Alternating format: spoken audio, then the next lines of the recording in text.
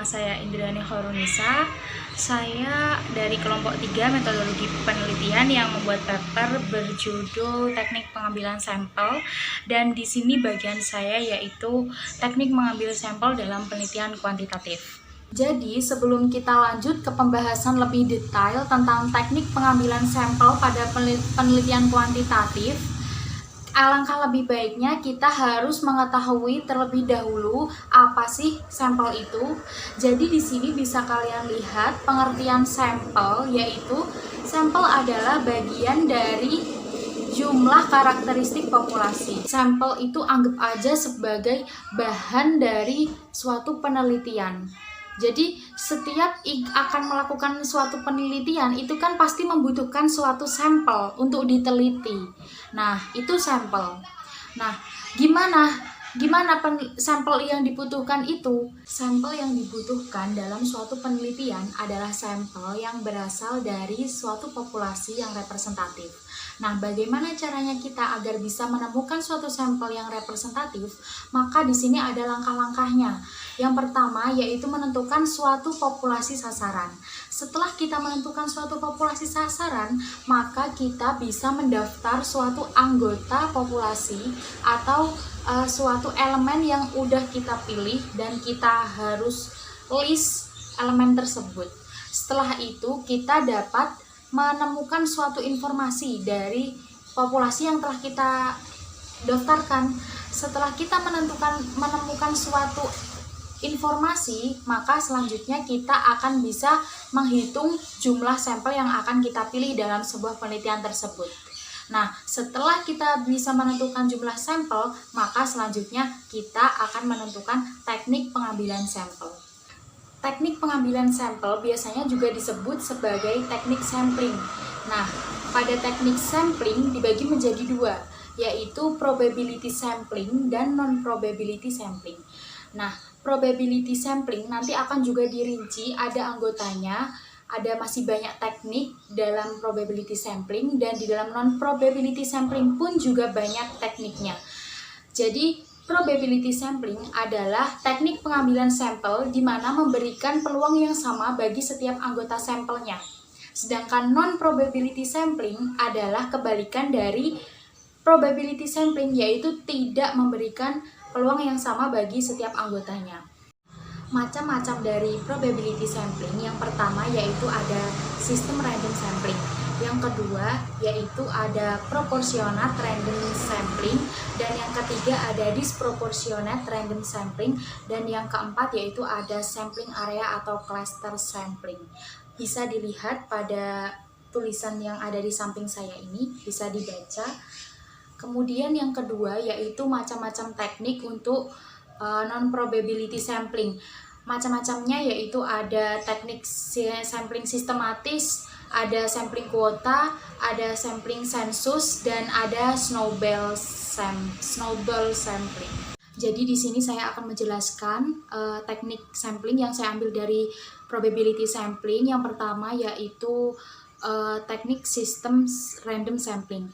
Jadi teknik random sampling itu teknik yang dilakukan, pengambilan sampel yang dilakukan secara acak, kemudian dilakukan pada populasi yang homogen. Apa artinya homogen itu? Jadi dari populasi yang sama. Misalnya mau meneliti di sebuah sekolah SMA, jadi populasinya ya siswa SMA seperti itu.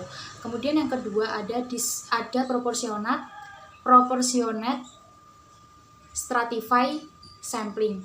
Nah, proportional stratified sampling itu seperti kebalikannya dari random sampling. Jadi yang dilakukan pada populasi yang tidak homogen atau berstrata. Maksud berstrata adalah tidak sama. Contohnya, mau meneliti di sebuah desa.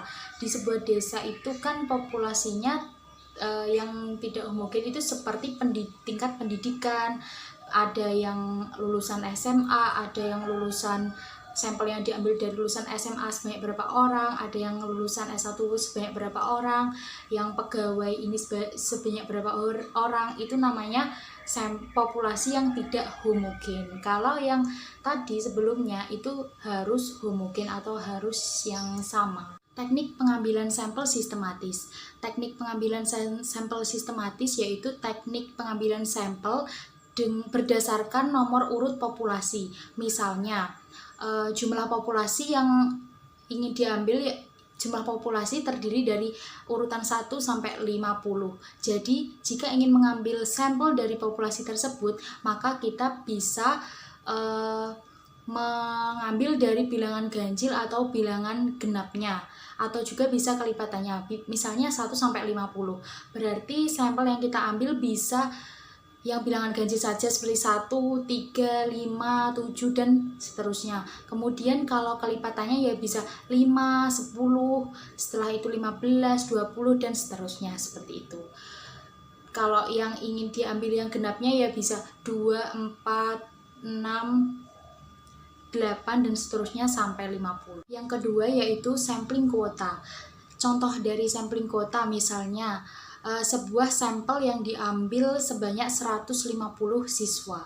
Tetapi pada kenyataannya ketika sudah di dalam penelitian hanya tidak terdapat 150 siswa. Jadi kuota yang diperlukan itu belum memenuhi. Jadi studinya itu gagal, belum mencapai sebuah kuota ketika menggunakan teknik sampling kuota.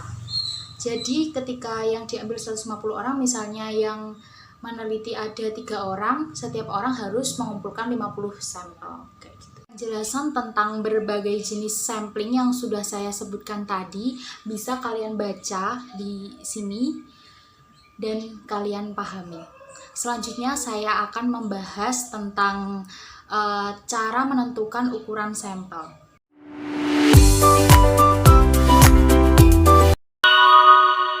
Bismillahirrahmanirrahim. Perkenalkan, nama saya Yuliana Sari, NIM 193111023. Di sini saya akan menjelaskan materi tentang teknik pengambilan sampel dalam penelitian kualitatif. Teman-teman pasti sudah tidak asing lagi apa itu populasi dan apa itu sampel.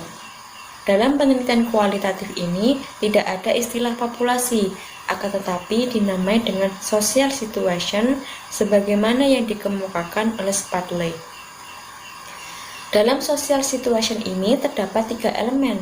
Yang pertama tempat, yang kedua pelaku, dan yang ketiga aktivitas, di mana ketiga elemen ini saling berhubungan dan memiliki cakupan yang luas. Lalu, sampel dalam jenis penelitian ini diberi nama sampel teoritis, bukan sampel statistika, karena memang pada dasarnya penelitian ini bertujuan untuk menghasilkan teori berdasarkan kasus sosial. Lalu, apa saja teknik pengambilan sampel pada penelitian kualitatif ini? Pada dasarnya, teknik pengambilan sampel itu ada 2 jenis. Yang pertama, probability sampling, dan yang kedua, non-probability sampling, sebagaimana yang dikemukakan oleh Bapak Sugiono. Lalu, apakah sama saja teknik pengambilan sampel penelitian kualitatif ini dengan penelitian kuantitatif? Nah, dalam penelitian kualitatif ini hanya ada 2 teknik pengambilan sampel yang sering digunakan. Yang pertama, purposive sampling. Purposive sampling ini merupakan teknik pengambilan data yang dilakukan dengan mengambil informasi dari orang yang dianggap ahli dalam bidang yang akan diteliti. Sehingga dalam pemilihan subjeknya berdasarkan ciri-ciri ataupun kriteria tertentu yang telah ditetapkan berdasarkan tujuan penelitian. Penelitian kualitatif ini dimulai ketika seorang peneliti terjun dalam lapangan. Mengenai purposive sampling ini, cara kerjanya yaitu awalnya peneliti dapat memilih orang tertentu untuk memberikan data. Setelah mendapatkannya, peneliti dapat mempertimbangkan orang mana ataupun siapa yang dapat memberikan informasi yang tepat mengenai penelitian yang akan diteliti. Kemudian yang kedua yaitu snowball sampling. Snowball sampling ini merupakan teknik pengambilan data yang dilakukan sedikit demi sedikit hingga data dirasa cukup. Dan inilah yang menjadi cikal bakal kenapa dinamakan snowball sampling. Layaknya bola salju, dari yang sedikit kemudian menggelinding menjadi besar. Biasanya teknik ini digunakan apabila peneliti tidak banyak mengetahui populasi yang akan dibahas, dan teknik ini biasanya digunakan untuk meneliti isu yang cukup sensitif. Cara kerjanya yaitu peneliti mendapatkan satu sampel, kemudian ingin mendapatkan informasi yang lebih banyak. Maka peneliti dapat meminta sampel pertama untuk menunjukkan orang yang dapat dijadikan sampel. Nah, biasanya kedua teknik ini, purposive sampling dan snowball sampling, itu dapat digunakan secara berdampingan. Demikian penjelasan dari saya. Apabila ada yang kurang jelas, teman-teman bisa tanya nanti di sesi tanya jawab. Untuk materi selanjutnya akan dilanjutkan oleh teman saya.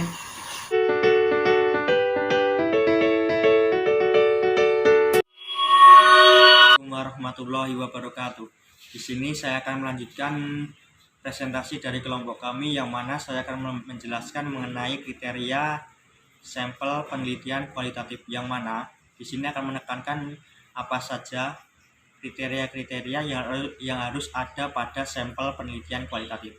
Jadi pada dasarnya, pada prosesnya itu, penelitian kualitatif dalam menjalankan prosesnya ataupun mendapatkan informasi ataupun datanya itu secara akurat dan tepat, itu sesuai dengan fakta di lapangan dan dapat dipertanggungjawabkan, itu bergantung pada sampel penelitian yang dipilih oleh peneliti, yang mana sampel penelitian itu nama lainnya yaitu narasumber, partisipan, dan juga informan, yang mana bisa siswa, guru, maupun individu masyarakat lainnya. Kemudian informasi yang diberikan oleh informan ataupun narasumber di sini diharapkan mampu membantu menemukan solusi maupun jawaban ataupun teori baru atas masalah-masalah yang diangkat oleh peneliti dalam penelitiannya. Kemudian saya akan melanjutkan kriteria-kriteria apa saja yang harus ada pada sampel penelitian jika peneliti mengharapkan data yang ia dapatkan ataupun informasi yang ia dapatkan itu tepat dan juga akurat sesuai dengan fakta di lapangan dan juga dapat dipertanggungjawabkan. Kemudian kriteria yang pertama itu yaitu berpengalaman dan kaya akan pemahaman atau informasi sosial melalui enkulturasi. Jadi peneliti di sini harus memilih informan ataupun narasumber itu yang berpengalaman maupun banyak informasi mengenai kondisi sosial ataupun masalah yang diangkat oleh peneliti. Jadi di sini itu seperti tokoh agama ataupun tokoh masyarakat. Kemudian saya memberikan contoh lain, yaitu orang yang berpengalaman itu seperti orang yang sudah sembuh dari penyakit COVID. Jadi orang yang sudah sembuh itu pasti sudah menjalani, orang yang sudah sembuh dari penyakit COVID itu pasti sudah menjalani serangkaian pengalaman dari awal sampai ia akhirnya sembuh. Kemudian yang kedua itu masih ada hubungan tentang masalah yang kita angkat. Jadi peneliti itu harus memilih informan ataupun narasumber yang mana memiliki informasi ataupun data yang sesuai dengan masalah yang peneliti ataupun yang kita angkat. Jadi saya akan memberikan contoh di sini. Ada seorang peneliti itu ingin meneliti bagaimana keadaan ataupun kondisi tubuh jika tubuh itu terkena penyakit COVID. Jadi peneliti itu tidak akan mungkin meneliti ataupun menjadikan orang yang sedang sakit COVID sebagai narasumber. Itu tidak mungkin. Pasti peneliti akan meneliti orang yang sudah sembuh ataupun sudah menjalani, orang yang sudah sembuh dari COVID-19. Jadi orang itu sudah menjalani dari awal terjangkitnya COVID sampai akhirnya sembuh. Jadi informasi yang didapatkan oleh peneliti itu akan komplit. Kemudian pertanyaan dari peneliti itu akan terjawab semua jika narasumber ataupun informannya itu kaya akan informasi dan juga pengalaman. Kemudian yang ketiga itu memiliki waktu luang. Jadi waktu luang di sini itu narasumber ataupun informannya itu harus memiliki waktu luang yang lebih ataupun lebih banyak, yang mana dimaksudkan untuk peneliti bisa mengajukan pertanyaan seseluasa mungkin dan juga sedalam mungkin dalam menggali informasi. Jadi di sini selain untuk keuntungan dari keuntungan dari peneliti, kemudian jika informan ataupun narasumbernya itu memiliki waktu luang yang banyak, pasti pertanyaan yang diajukan oleh peneliti itu akan terjawab semua. Kemudian waktu yang luang ini juga bisa menjadikan peneliti dan narasumber itu akrab untuk menghilangkan kecanggungan antara keduanya. Kemudian kriteria yang keempat yaitu informasi yang diberikan tidak dari kemasan sendiri. Maksudnya dari kemasan sendiri itu informasi yang diberikan oleh narasumber ataupun informan itu tidak dibuat-buat ataupun dimanipulasi oleh narasumber. Jadi informasi yang diberikan itu ya sesuai dengan fakta, tidak dilebih-lebihkan ataupun tidak dikurang-kurangkan. Kemudian yang kelima itu asing terhadap penelitian. Jadi jika narasumber itu asing dengan kegiatan penelitian, pasti akan lebih memberikan informasinya itu akan lebih. Pada dasarnya itu jika peneliti itu memilih narasumber yang mana kondisi sosialnya itu asing dengan penelitian, pasti keduanya itu akan menjadi exciting ataupun penasaran. Peneliti lakukan itu juga, kondisi sosial dari narasumber yang ingin saya teliti itu bagaimana. Kemudian yang narasumbernya itu juga, peneliti orang ini mau bertanya apa tentang kondisi sosial saya. Pasti keduanya itu akan memberikan kontribusi yang maksimal sesuai dengan tugasnya masing-masing. Seperti contoh, peneliti itu akan leluasa menanyai ataupun menggali informasi yang dimiliki oleh informan tersebut. Kemudian informannya itu bisa memberikan informasi secara maksimal sesuai dengan pertanyaan yang diajukan oleh narasumber tersebut. Mungkin cukup itu kriteria-kriteria yang harus ada pada sampel penelitian kualitatif agar data ataupun informasi yang diberikan oleh narasumber untuk peneliti bisa akurat dan juga tepat sesuai dengan fakta di lapangan dan dapat dipertanggungjawabkan. Saya akan melanjutkan presentasi dari kelompok kami, yang mana saya akan mempresentasikan mengenai perbedaan antara sampel penelitian kuantitatif dengan sampel penelitian kualitatif. Ada 4 perbedaan. Perbedaan yang pertama itu pada penelitian kuantitatif, sampel yang digunakan itu tergolong besar. Karena apa? Karena sampel yang digunakan pada penelitian kuantitatif itu banyak. Besar di sini maksudnya itu banyak, yang mana sampel yang digunakan itu banyak. Karena pada penelitian kuantitatif itu pemilihan sampelnya itu juga dilakukan secara random. Jadi kalau dilakukan pemilihan sampelnya itu secara random ataupun acak, pasti otomatis sampel yang digunakan itu banyak. Kemudian sedangkan dengan penelitian kualitatif itu berbeda, karena jumlah sampel yang digunakan pada penelitian kualitatif itu tergolong kecil ataupun sedikit, karena pada dasarnya sampel penelitian kualitatif itu hanya 1 ataupun 2, tetapi pada prosesnya itu, pada penggalian informasinya itu sangat mendetail ataupun mendalam. Kemudian dibandingkan dengan penelitian kuantitatif, penggalian informasi pada penelitian kuantitatif pada sampelnya itu tidak terlalu merinci. Kemudian yang kedua itu representatif. Representatif itu pada penelitian kuantitatif itu data ataupun sampelnya itu mewakili ataupun representatif. Mewakili di sini itu mewakili komponen ataupun komponen lain yang ada pada populasi tersebut. Kemudian pada penelitian kualitatif itu tidak representatif karena berdiri sendiri-sendiri. Karena pada sampel penelitian kualitatif itu sampel yang digunakan itu berbeda-beda berbeda-beda di sini maksudnya itu kondisi sosial pada masing-masing narasumber itu pasti berbeda-beda. Makanya pada penelitian kualitatif itu sampel ataupun informasi yang dihasilkan itu tidak representatif. Kemudian perbedaan yang ketiga itu pemilihan sampel secara random itu dilakukan penelitian kuantitatif. Berbeda dengan penelitian kualitatif dilakukan secara melakukan pertimbangan-pertimbangan tertentu sesuai dengan konteksnya masing-masing ataupun konteks dalam penelitian tersebut. Yang digunakan seperti proposing sampling dan snowball sampling. Kemudian perbedaan yang keempat itu pada penelitian kuantitatif sampel yang digunakan itu sudah ditentukan sejak awal. Jadi seumpama jumlah sampel yang digunakan pada penelitian kuantitatif itu sejak awal itu pada populasi kelas B diambil beberapa sampel, seumpamanya itu 10 sampel. Jadi pada prosesnya itu ya 10 sampel itu yang digunakan pada penelitian kuantitatif.